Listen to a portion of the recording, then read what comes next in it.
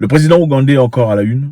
Yoweri Museveni, je pense que beaucoup de personnes devraient apprendre de telles choses de lui. Certes, pas parfait, mais en tout cas, dans sa démarche actuelle, très forte. Le président a récemment eu la pression occidentale, pour ceux qui connaissent, après qu'il ait refusé l'histoire de papa, maman dans son pays. On l'a frappé de sanctions. Okay, on a dit il y avait une contribution qui se faisait, en tout cas venant de l'extérieur vers l'Ouganda. On sponsorisait à hauteur de 300 millions de dollars les gens vivant avec le HIV, le VIH. On leur donnait de l'argent pour, vous comprenez, l'aide. Après que le président ait dit non, il n'y aura pas papa, maman chez moi, on a coupé l'aide.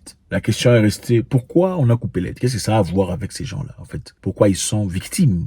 Victimes, clairement, ils ne partagent pas nécessairement la politique de leur président. Si l'intention était vraiment d'aider ces personnes, pourquoi couper cet argent? Parce que ça n'a rien à voir avec eux. Attendez, vous pouvez quand même réduire, mais couper, à moins que l'intention était différente. Peut-être que l'intention était certes de contrôler l'opinion du président. On vous donne de l'argent, on vous contrôle. Si vous ne voulez pas être contrôlé, l'argent vous n'aurez pas. Mais ok, sous couvert de gens vivant avec le VIH. Un gros n'importe quoi. Le président ougandais a finalement dit, bon écoutez, votre aide, je n'en veux plus. Pour continuer la pression, perpétuer l'absence et l'idéologie, la Banque mondiale a dit qu'on ne prêterait plus l'argent à l'Ouganda. Fini. Parce qu'évidemment, beaucoup de pays africains pensent qu'il faut avoir de l'argent venant de la Banque mondiale pour pouvoir évoluer et progresser. Malheureusement, il n'y a aucun pays, en tout cas que je sache, qui ait progressé avec de l'argent venu de la Banque mondiale. Il n'y en a pas. Parce que généralement, on vous envoie de l'argent et puis on vous dit comment manager l'argent et on vous donne pas tout à fait l'argent et ensuite on veut des intérêts. Mais finalement, vous ne foutez rien. Et puis avec, par-dessus le marché, vous avez des politiciens voleurs, paupérisateurs, qui se foutent complètement du peuple, ça n'avance pas. Alors le président ougandais a dit, gardez votre argent, je n'en veux pas. Si vous voulez venir chez moi ici, il faut venir en investisseur. Venez investir. Je n'ai plus besoin des monnaies, de l'aumône. Gardez ça chez vous. Now, the other time, the World Bank said, we're not going to give you loans. I said, loans, I don't need loans so much because I've got everything here. What I need are investors like this one. This one is not lending me money. This one is bringing his own money. It's not a loan. Why do I need a loan when I have got loan-free money? This is investment money. He comes, he has heard that you can make profit in Uganda, and Uganda is peaceful. Quelquefois dans la vie, il faut prendre des décisions radicales pour voir les choses paraître. Quelquefois, il faut quitter là où vous êtes pour aller là où vous désirez. Quelquefois, il faut abandonner le monsieur là, qui appartient à quelqu'un d'autre, pour avoir à toi le monsieur pour toi, que le Créateur t'envoie. Chose dit, chose faite. Le président Museveni a révélé que le gouvernement était dans les dernières étapes de développement d'une industrie sidérurgique ougandaise. Un attribut qui aidera le pays à commencer à fabriquer des rails, également utiliser des constructions de lignes ferroviaire. Voilà.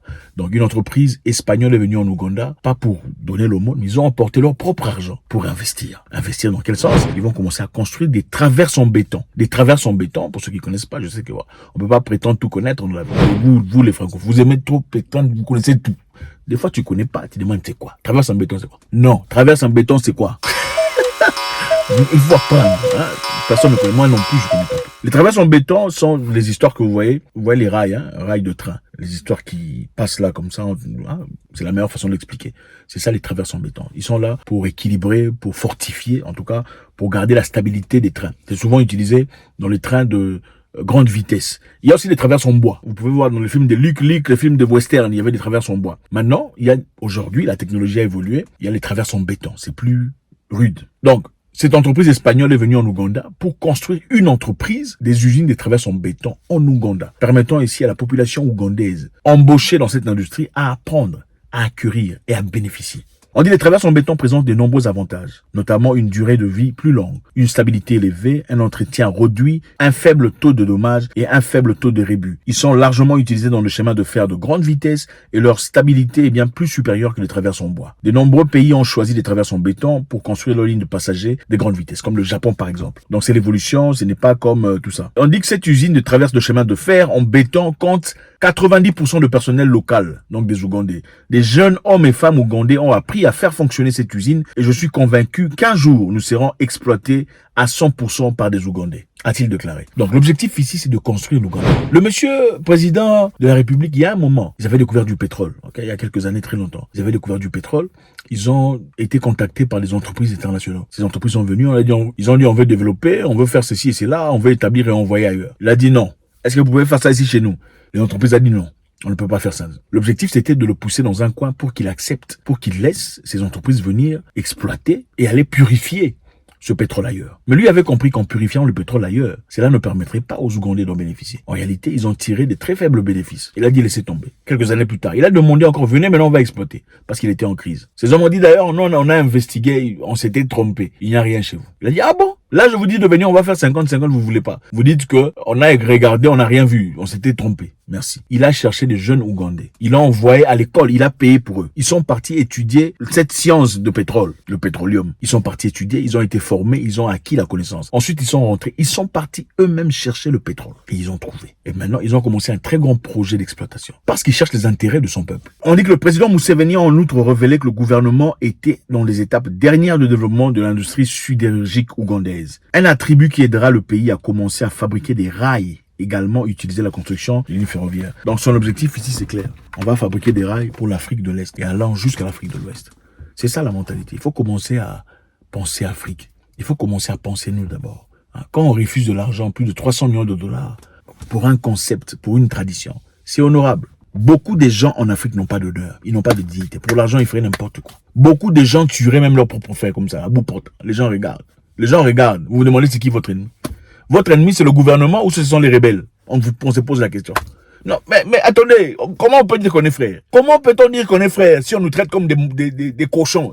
Ça me dépasse. Il faut avoir la honte à un certain niveau. Il faut avoir la honte. On a perdu la honte. On n'a pas de honte. Un humain sans honte, c'est un animal. Un humain dépourvu de capacité d'avoir honte est un animal. Il y a des gens qui sont des crapauds en cravate. Ça me choque. Voler, ce n'est pas un problème. Laissez-moi dire ça. Vous pouvez voler. Mais faites quelque chose. Construisez. Avancez, progressez. Ayez quand même honte de voler en public. Battez-vous pour les intérêts du peuple. Les intérêts du peuple. Les intérêts du peuple. Il a refusé, rejeté la pression internationale sur le concept que vous connaissez. Il a rejeté la pression internationale sur l'acceptation qu'il y a les Afghans qui coopéraient avec les Américains contre les talibans. Quand les talibans sont venus, ils ont fui avec les Américains dans les avions. Parce qu'ils devenaient ennemis de leurs propres frères. Les Américains ont demandé à ce qu'on amène les Afghans en Ouganda. Et le président Museveni a dit non. Parce qu'on comprend qu'il y aura des problèmes finalement. Vous emmenez une personne qui a combattu les talibans dans votre pays. Oh, il est réfugié politique. Pourquoi vous ne les emmenez pas aux États-Unis? C'est vous qui avez commencé la guerre là-bas. Donc peu à peu, vous avez vu le monsieur changer. Il est parti récemment en Russie pour chercher des correspondances. Parce qu'il a senti que la pression était trop forte. Et peu importe ce qu'on fait dans la vie, aucune personne n'est parfaite. Mais en ce qui se passe actuellement, dans le concept qu'il apporte, on refuse de se laisser exploiter. On refuse l'accès aux minéraux. On dit si vous voulez de ce que nous avons, venez ici sur place, développez ici sur place. Apprenez à nos jeunes comment faire travailler l'histoire. Apprenez aux jeunes Ougandais à acquérir la connaissance. Il y a une vidéo que j'ai regardée, il s'agissait d'un Chinois au Congo, en RDC, République démocratique du Congo. Le Chinois parlait à un monsieur, lui disant comment ça se fait que vos infrastructures sont par terre. Ça me dépasse parce que ce qui a été créé ici comme chemin de fer a été créé par les Belges il y a très longtemps. Vous n'avez pas appris, vous n'avez pas maintenu pendant tout ce temps, vous n'avez pas appris comment faire ça, vous n'avez pas acquis l'intelligence sur comment maintenir ces histoires. Regardez l'état de ce que vous avez. La technologie que vous avez ici remonte à 1930. La technologie que vous avez ici remonte aux années 1930. Vous n'avez pas acquis la connaissance. Vous êtes seulement utilisateur. Ça me dépasse. C'est un Chinois qui se moque déjà. Et c'est vrai, il a raison. Personne n'a acquis la connaissance. Donc ça veut dire, les gens viennent dans votre pays, ils exploitent, ils volent, ils développent. Et pendant qu'ils développent, vous n'apprenez rien. Vous n'avez même pas la capacité de construire. Et quand ils partent avec leur connaissance. C'est comme s'ils étaient jamais venus. Vous n'avez pas acquis la connaissance. Il vous faut être colonisé encore une fois pour comprendre que quand quelqu'un vient pour coloniser, il faut apprendre de lui, sa stratégie, ses tactiques, son intelligence. Garder au moins quelque chose. Mais non, on est seulement consommateur. Bougez les rêves, bougez les fesses. Merci infiniment les amis, faites-moi savoir ce que vous en pensez. Le président ougandais a été très fort jusque-là par rapport à ses positions vis-à-vis de l'Occident. On travaillera en Ouganda. On développera les Ougandais. On permettra aux jeunes d'avoir du travail, la connaissance et le développement. God bless.